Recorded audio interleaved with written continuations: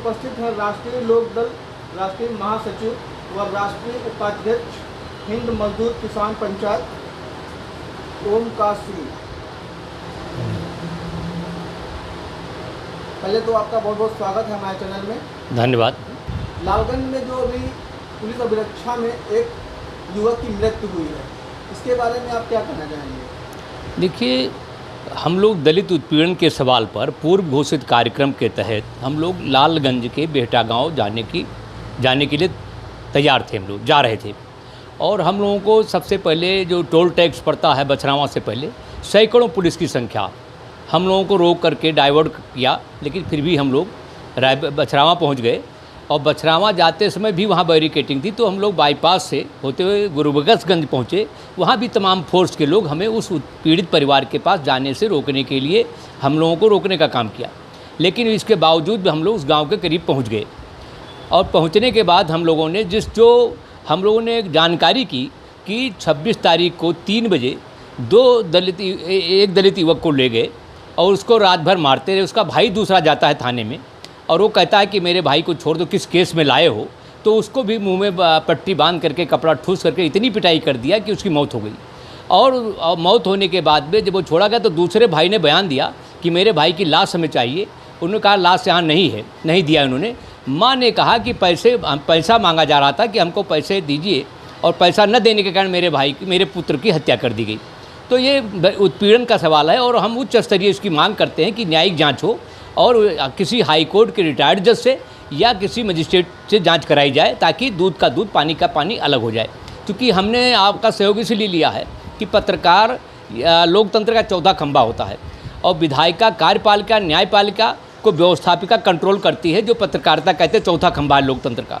तो हम लोग शुरू से कहते थे कि धरा बेच देंगे, गगन बेच देंगे, अमन बेच देंगे, चमन बेच देंगे, और कलम के पुजारी अगर सो गए तुम तो वतन के पुजारी वतन बेच देंगे।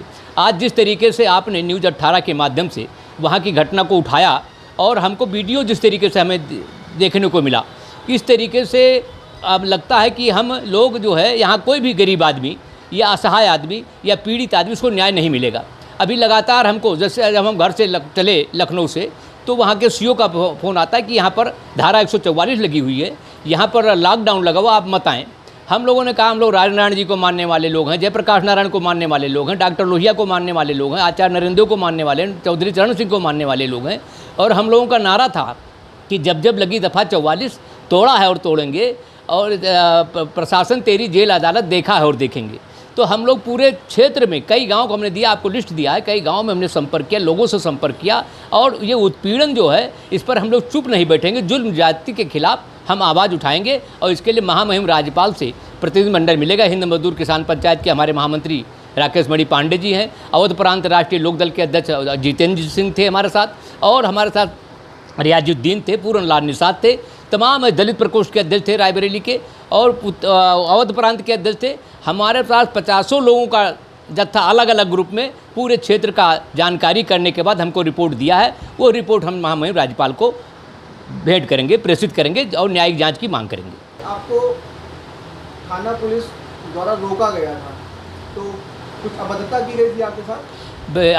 आईडी चेक किया गया और जगह जगह गाड़ियों से उतार के गाड़ी कागज़ पूछे गए और नाम पूछा गया कि इस पर राष्ट्रीय लोकदल के नेता ओमकार सिंह हैं क्या, क्योंकि अखबारों में छपा था कि वो आएंगे और हमने कहा था हम वहाँ तक जाएंगे मौके पर। और ये चूँकि बछरावा में हुआ, टोल टैक्स पर हुआ, गुरुबख्शगंज में हुआ, जगह जगह हुआ, लेकिन वहाँ पर जाने से पहले हमारी सिर्फ ये उनसे मांग है, प्रशासन से मांग है, उत्तर प्रदेश सरकार से मांग है, महामहिम राज्यपाल से भी हम मांग पत्र देकर मांग करेंगे कि दोषी पुलिसकर्मियों पर कार्रवाई हो और पीड़ित परिवार को 20 लाख रुपये मुआवजा दिया जाए।